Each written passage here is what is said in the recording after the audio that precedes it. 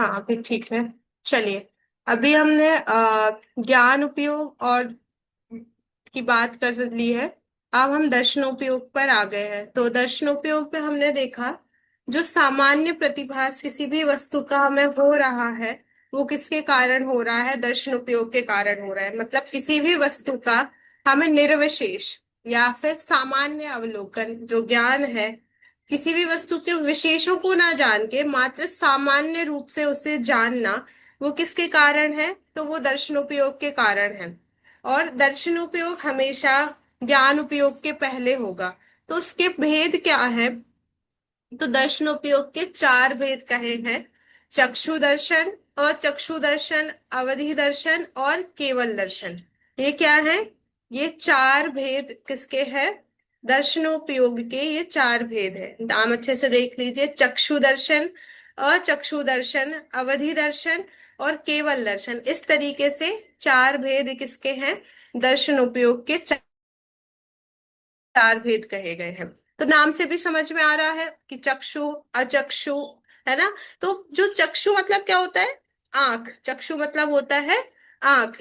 हमने जब इंद्रियों के भी नाम पढ़े तो उसमें चक्षु इंद्रिय, तो जो हमारी आंख है वह क्या कहलाती है? चक्षु इंद्रिय कहलाती है। तो हमारे चक्षु इंद्रिय के निमित्त से जो दर्शन होगा, वो कौन सा दर्शन होगा?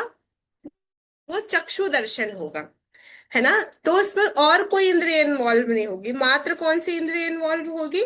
चक्षु इंद्रिय इसमें इन्वॉल्व होगी। और उसके द्वारा जो सामान्य प्रतिभास हमें होगा, वो कौन सा कहलाएगा? वो चक्षु दर्शन कहलाएगा। मतलब क्या हुआ? चक्षु इंद्रिय के निमित्त से जो वस्तुओं का जो सामान्य प्रतिभास हो रहा है, उसे चक्षु दर्शन कहेंगे। और ये चक्षु दर्शन भी किसके पहले होगा? मति ज्ञान और श्रुत ज्ञान के पहले, है ना? मतलब क्या होगा? परिभाषा क्या बनेगी? मति ज्ञान के पहले जो चक्षु इंद्रिय के निमित्त से सामान्य अवलोकन होगा, उसे हम चक्षु दर्शन कहेंगे। ठीक है? पूरी प्रक्रिया कैसी होगी? पहले तो मति ज्ञान के पहले होगा। किसके द्वारा होगा? तो सिर्फ चक्षु इंद्रिय के द्वारा होगा। और क्या होगा? तो सामान्य प्रतिभास होगा।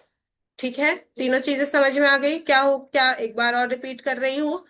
मति ज्ञान के पहले होगा, मात्र उसमें चक्षु इंद्रिय निमित्त होगी। और क्या होगा?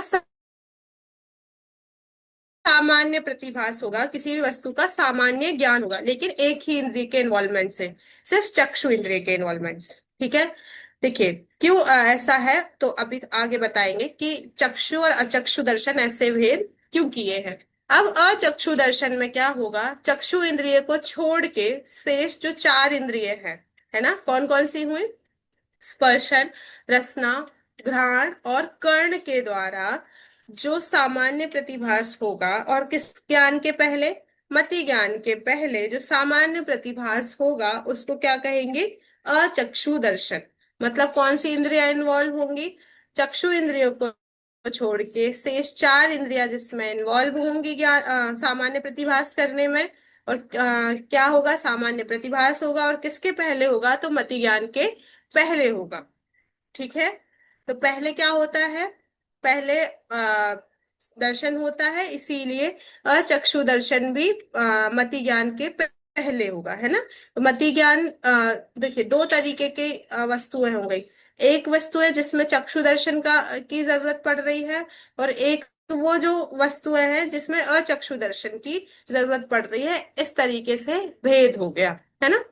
देखिए चक्षु दर्शन और अचक्षु दर्शन ऐसा भेद करने का मतलब क्या है? ऐसे ही कह देते कि जो जिसमें इंद्रियों के निमित्त से जो पहला मति ज्ञान के पहले जो सामान्य प्रतिभास हो रहा है, वो इंद्रिय दर्शन है, ऐसा भी नाम दे सकते थे। लेकिन क्यों इनमें इंद्रियों में दो भेद कर दिए? एक तो चक्षु इंद्रिय भेद कर दिया, और चक्षु इंद्रियों को छोड़ के चार इंद्रियों को अलग कर दिया। प्रश्न हो सकता है। तो ऐसा इसीलिए किया कि चक्षु इंद्रिय ही बस एक ऐसी इंद्रिय है जो किसी वस्तु को उस वस्तु में जाके नहीं जानती। मतलब हमें अगर देखना है तो हमें लैपटॉप को आंखों से छूना पड़ेगा क्या? नहीं छूना पड़ेगा। लेकिन हमें कोई भी वस्तु जैसे इस वस्तु को हमें देखना है, ये सॉफ्ट है, हार्ड है, गर्म है, ठंडी है, तो उसे छू के जानना पड़ेगा। शब्द भी हमारे कर्णों को स्पर्श करते हैं, तब हम जानते हैं। स्मेल भी हमारे नाक के पास में आती है, तब हम उस स्मेल को ग्रहण करते हैं। रसना में भी हमें कोई भी ऑब्जेक्ट है वो अपनी रसना इंद्रिय के यहाँ पे रखना पड़ता है, तब वो उसको टेस्ट करती है। मतलब ये जो चारों इंद्रियां हैं वो उस ऑब्जेक्ट के नजदीक जाकर उस ऑब्जेक्ट का ज्ञान करती है, उस पदार्थ का ज्ञान करती है। पर चक्षु इंद्रिय का बहुत दूर, जैसे वो इतने दूर पेड़ लगे हुए हैं, तो उस पेड़ के पास जाकर हमें नहीं देखना पड़ेगा, हम इतनी दूर से भी उस पेड़ को देख सकते। मतलब चक्षु इंद्रिय क्या है, प्राप्य कार्य और अप्राप्य कार्य ऐसे भेद किए जाते हैं। तो चक्षु इंद्रिय उसको प्राप्त करके उसके पास जाके उस ऑब्जेक्ट को नहीं जानती, इसलिए उसका को अलग करा।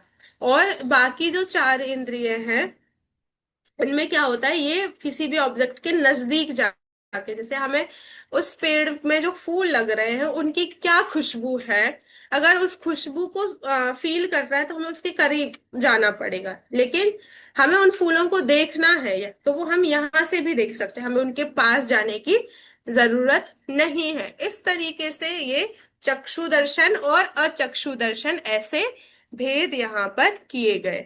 हेमंत भाई साहब समझ में आया?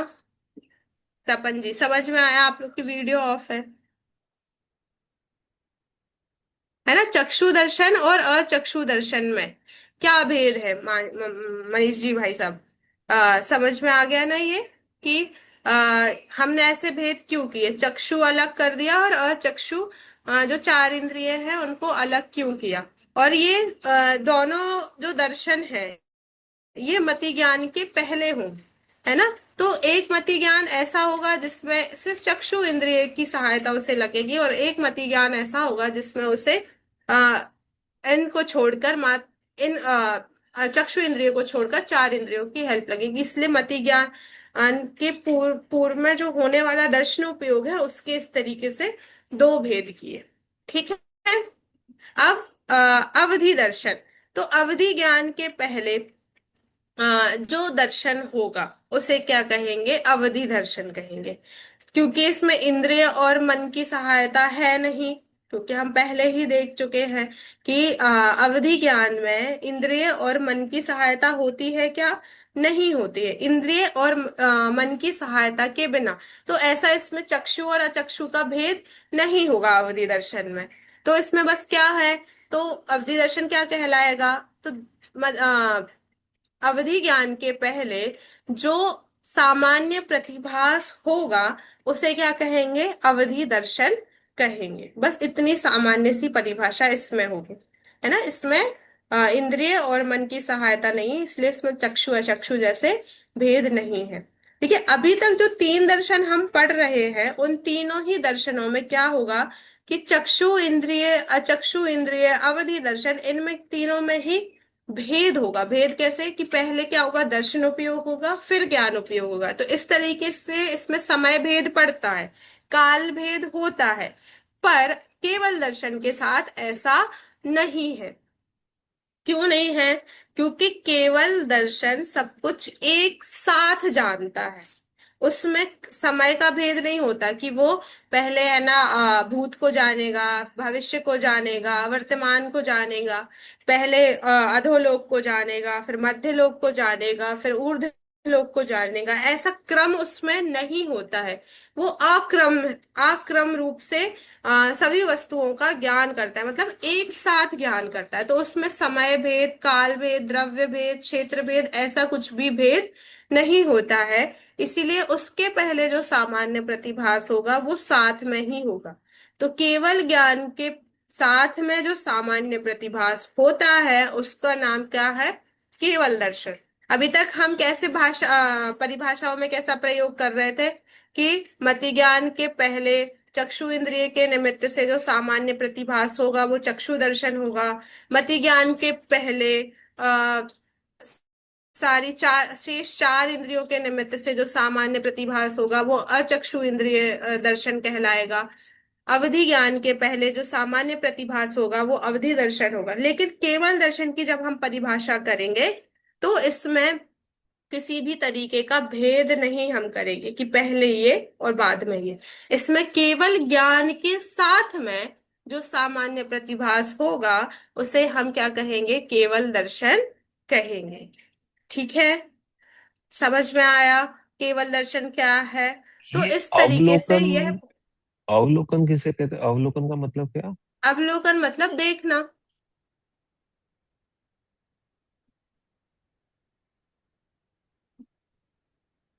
दर्शन का अर्थ भी एक देखना होता है ना, प्रतिभास देखना, है ना।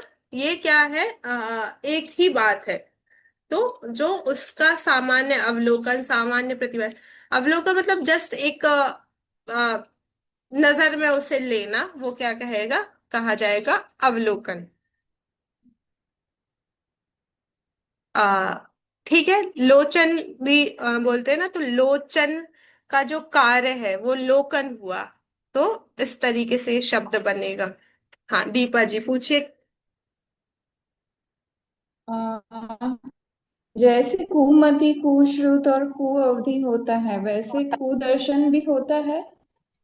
नहीं, दर्शन चूंकि सामान्य है इसीलिए इसमें भेद नहीं पड़ते हैं, और ज्ञान है वह विशेष जानता है इसीलिए उसमें भेद पड़ते हैं, कुमति, कुश्रुत और कुअवधि के। लेकिन दर्शन में ऐसा कोई भेद नहीं होगा कि कु चक्षु दर्शन, कु अचक्षु दर्शन, ऐसा कु अवधि दर्शन, ऐसा भेद इसमें नहीं पड़ता है। क्योंकि ज्ञान की पर्याय है वो सम्यक और मिथ्या होती है, इसीलिए उसमें सम्यक ज्ञान और मिथ्या ज्ञान के भेद पड़ते हैं। पर जो दर्शन की जो पर्याय होती है उसमें मिथ्या और सम्यक का कोई भेद नहीं पड़ता, इसलिए उसके जो भेद है उसमें मिथ्या और सम्यक का कोई भी भेद नहीं होगा। और यहाँ पर दर्शन वो सम्यक दर्शन वाला नहीं है, क्योंकि देखिए सम्यक दर्शन में जो दर्शन शब्द का प्रयोग है वो श्रद्धा के अर्थ में है, और यहाँ जो दर्शन शब्द का प्रयोग है वह अवलोकन, देखने के अर्थ में प्रयोग है ना। तो जैन दर्शन की अपनी टर्मिनोलॉजी कहा जाता है, जैसे अपने शब्दों का अर्थ हम अपने अकॉर्डिंग लेते हैं, हमारे शास्त्रों में जो अर्थ आया है वो आया। दुनिया जगत के लोग दर्शन का अर्थ देखना ही करेंगे, लेकिन यहाँ पर सम्यक दर्शन में दर्शन का अर्थ श्रद्धान होता है, तो उसी अर्थ को लिया जाएगा, है ना। तो दोनों दर्शन अलग है, ये दर्शनोपयोग वाला दर्शन अलग है और सम्यक दर्शन वाला दर्शन अलग है, दोनों में हमेशा भेद देखना आप। ठीक और है दीपा जी। हाँ, और एक सवाल है कि जैसे अवधि ज्ञान और मनपर ज्ञान कर्म, सॉरी, क्रम से होता है। जैसे कि जिसको मनपर ज्ञान है तो उसको अवधि ज्ञान होगा ही, वैसा कुछ। आ, ऐसा तो नहीं है कि जिसे मनापर्य ज्ञान होगा उसे अवधि ज्ञान होगा ही, ऐसा नियम नहीं है। लेकिन चूंकि रिद्धिया है तो शायद मैं एक बार कंफर्म करके ये बात बताती हूँ, क्योंकि ऐसा तो मैंने नहीं पढ़ा है, लेकिन हो सकता है रिद्धियों में ऐसा कुछ वर्णन हो, तो वो मैंने अभी नहीं देखा है। ठीक है। हाँ, और अभी कोई डाउट है आप लोगों को? नहीं है कोई डाउट? चलिए, तो आज दीपा जी ही समराइज करेंगी पूरे आज का जो।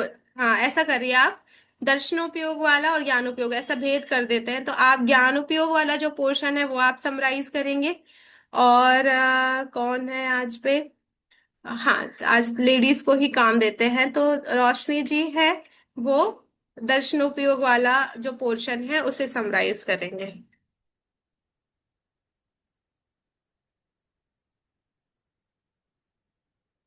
हाँ दीपा जी आपसे शुरू अ, करते हैं। हाँ, अ, मैं इसको ज्ञान हटा दूं। उपयोगी।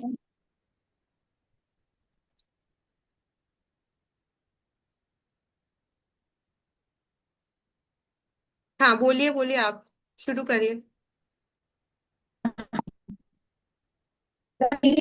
मतलब ये कि किसी को आगे जानना आज आपकी आवाज उसे क्लियर नहीं है। आज आपकी आवाज क्लियर नहीं है। आप लोगों को समझ में आ रही है या मुझे दिक्कत हो रही है? आप लोगों को ख्याल नहीं आ रही? तो यही बेस्ट है वॉइस अभी तो। ब्रेकिंग, बीच में वॉइस ब्रेकिंग होती है। हाँ, समझ में नहीं आता प्रॉपर वर्ड्स कैसे चल रहे हैं। तो मेरे ख्याल से यहाँ नेटवर्क में प्रॉब्लम लग रहा है। ठीक है, कोई दिक्कत नहीं है। ठीक है। तो कोई, आप हम किसी और से करवा लेते हैं। मनीष भाई साहब, आप बोलेंगे? आपने पिछली बार करा था क्या? अगर मैं बोल आपने? सकता हूँ, मुझे नहीं प्रॉब्लम। मैं हाँ, क्लास में नहीं, अगर किया था। आपने पिछले बार कर लिया तो मैं किसी और को मौका दूंगी। जी जी। हाँ। तपन जी, आपने किया था पिछले बार?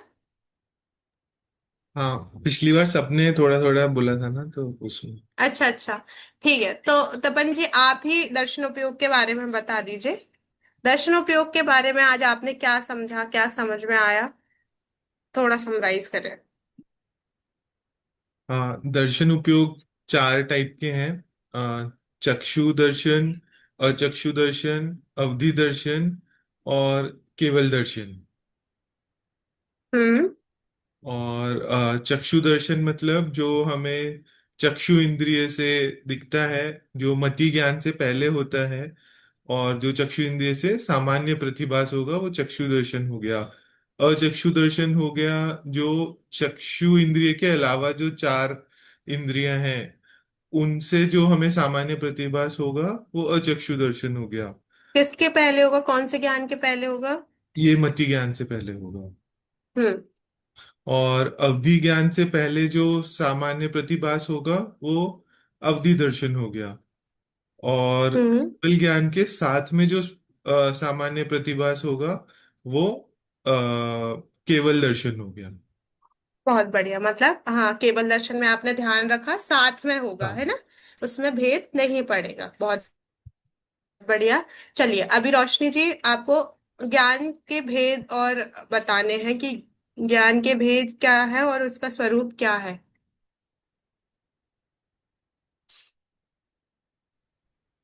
ये बहुत बड़ा है मेरे लिए। चलिए, जितना आपसे हो सके ऐसा करते हैं। अवधि ज्ञान तक बता दीजिए। चलिए, मति श्रुत तक बता दीजिए, मति श्रुत ज्ञान तक का बता दीजिए। So, मति श्रुत, मति ज्ञान एंड श्रुत ज्ञान। थोड़ा सा ट्राई करिए, देखिए मत क्या होगा। दर्शनोपयोग पूर्वक होगा, मति ज्ञान किसकी हेल्प से होगा? दर्शनोपयुक्त, हाँ, नहीं नहीं, इंद्रिय और किसकी हेल्प? हाँ, इंद्र। इंद्रिय और मन की, मन है उसके निमित्त से होता है मति ज्ञान। और हाँ, श्रुत ज्ञान, उसमें विशेष ज्ञान, जब उसमें भी विशेष ज्ञान होता है तब श्रुत ज्ञान होता है। बहुत बढ़िया, बता तो दिया, इतना अच्छा तो बताया है ना। इंद्रिय और मन के निमित्त से होगा मति ज्ञान, और उसमें हम क्या करेंगे? मति ज्ञान के ही पूर्वक जो ज्ञान होगा वो क्या कहलाएगा? श्रुत ज्ञान। मतलब मति ज्ञान के श्रुत ज्ञान। संबंध में ही और जो विशेष ज्ञान हमको हो रहा है वह श्रुत ज्ञान होता है। बहुत बढ़िया। चलिए हेमंत जी, आप अवधि ज्ञान, मना परिज्ञान और केवल ज्ञान, इनको बता दीजिए।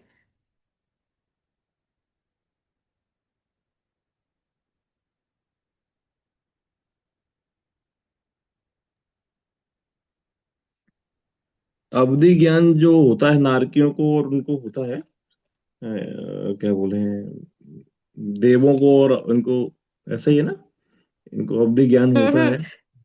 हाँ, मुनिराजों क्या? को भी होता है। हाँ। मन, मन, और मन पर ज्ञान। एक क्या और याद इसमें तो सब करेक्शन है। रहता। हाँ। इवन मुनिराजों के साथ में गृहस्थों को भी होता है। गृहस्थों को कैसे? आपको याद होगा, मैंने नहीं बताया कि जो बालक होते हैं, तीर्थंकर बालक होते हैं या जो महापुरुष होते हैं, वो तीन ज्ञान के धारी होते हैं। तो तीन ज्ञान के धारी होते हैं मतलब मति ज्ञान होता है, श्रुति ज्ञान होता है, और अवधि ज्ञान भी होता है। तो जो अवधि ज्ञान है उसके लिए जरूरी नहीं है कि मुनिराज हो, लेकिन मना पर्याय के साथ ये नियम है कि वो मुनिराज ही को होगा। ठीक है, तो ये एक करेक्शन, गृहस्थों को भी होता है अवधि ज्ञान। तो हमने देखा जैसे बालक महावीर, अभी जन्म जयंती मनाई ना हमने, तो वो क्या जन्म से ही तीन ज्ञान के धारी थे, मति ज्ञान, शुद्ध ज्ञान और अवधि ज्ञान। तो इस तरह गृहस्थों को भी होता है। हाँ, आगे। केवल ज्ञान तो सिद्धों को ही होता है, अरिहंतों को, जो सब एक हाँ, साथ होता है, एक साथ उनके ज्ञान में सब चीज झलकती है, उसको केवल ज्ञान बोलते हैं। ऐसा। इसकी परिभाषा बताइए कि अवधि ज्ञान क्या है, अवधि ज्ञान किसे कहेंगे। पाठ अवधि में से, ज्ञान पाठमाला में से देख के बता सकते हैं, कोई दिक्कत नहीं है। एकदम वर्ड का सिलेक्शन नहीं हो पाता है, मतलब बैठता तो है पर दिमाग में एकदम बोलने में नहीं आ पाता है। हाँ हाँ, अब कोई बोलने की दिक्कत नहीं बारी। है। अच्छा, ये बताइए कि हाँ। अवधि ज्ञान में इंद्रिय और मन की सहायता लगेगी क्या। अवधि ज्ञान में इंद्रिय, हाँ लगेगी। नहीं। गलत है जवाब। इंद्रिय और मन की सहायता सिर्फ मति ज्ञान और श्रुति ज्ञान तक रहेगी। इंद्रिय और मन की जो सहायता है वह अब आगे अवधि ज्ञान में भी नहीं होगी, मनः पर्याय ज्ञान में भी नहीं होगी, और केवल ज्ञान में भी नहीं होगी। फिर क्या डिफरेंस होगा इन तीनों में। तो अवधि ज्ञान में क्या हो जाएगा, द्रव्य क्षेत्र काल भाव की मर्यादा और शामिल कर लीजिए। अगर हम एक टेबल बनाए तो टिक किस किस में करेंगे, ठीक है। जैसे हमने एक टेबल बनाई, उसमें हम लिखते हैं इंद्रिय और मन की सहायता, फिर लिखते हैं द्रव्य क्षेत्र काल भाव की मर्यादा, फिर हम लिखते हैं मन में स्थित रूपी पदार्थ, और फिर लिखते हैं संपूर्ण पदार्थों को, संपूर्ण अवस्थाओं को, और सारी चीजें वो लिखते हैं, ठीक है। अब उसमें जो इंद्रिय और मन की सहायता में अगर हम टिक लगाएंगे टेबल में, तो किस में टिक लगेगा, सिर्फ मति ज्ञान और श्रुत ज्ञान वाली टेबल में ही लगेगा, बाकी सब में क्रॉस जाएगा, क्योंकि बाकी सब इंद्रिय और मन की सहायता से नहीं होते। फिर उसके बाद हम चलते हैं द्रव्य क्षेत्र काल भाव की मर्यादा। तो किस में आएगा द्रव्य क्षेत्र काल भाव की मर्यादा, सब में आएगा। द्रव्य क्षेत्र काल भाव की मर्यादा मति और श्रुत में भी है, किसमें अवधि ज्ञान और मना पर्याय ज्ञान में भी है, केवल ज्ञान में द्रव्य क्षेत्र काल भाव की मर्यादा नहीं आएगी, क्रॉस आ जाएगा, नहीं। ठीक है।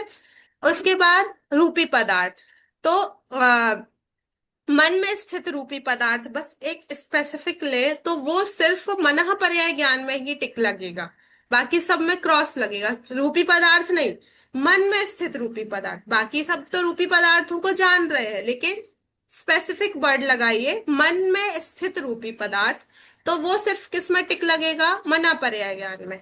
अब जो द्रव्य क्षेत्र काल भाव की भी मर्यादा जिसमें नहीं है, ऐसा टिक बस किस में लगेगा, केवल ज्ञान में। तो इस तरीके से वो पूरा टेबल आप ऐसे भी बना के समझ सकते हो, तो आपको सारी परिभाषाएं याद हो जाएंगी।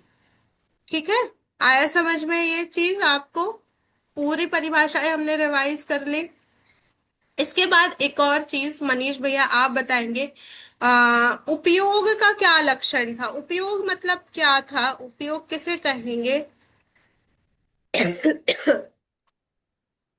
हाँ, जीव के लक्षण को उपयोग कहेंगे और ज्ञान और दर्शन के कार्य को उपयोग कहेंगे।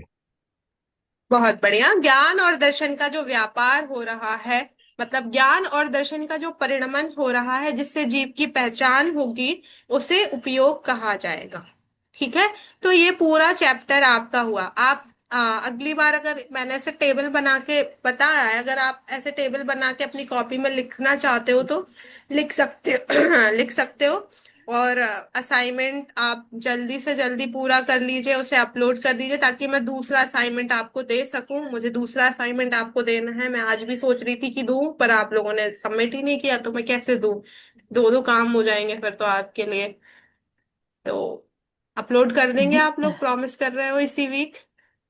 हाँ दीदी, मैंने अभी लॉगिन किया, तो उसमें वो कॉन्सेप्ट क्लैरिटी वन में जो हमें जहाँ पे अपलोड करना है ना, वहाँ पे सबमिशन के लिए कोई बटन ही नहीं आ रहा है।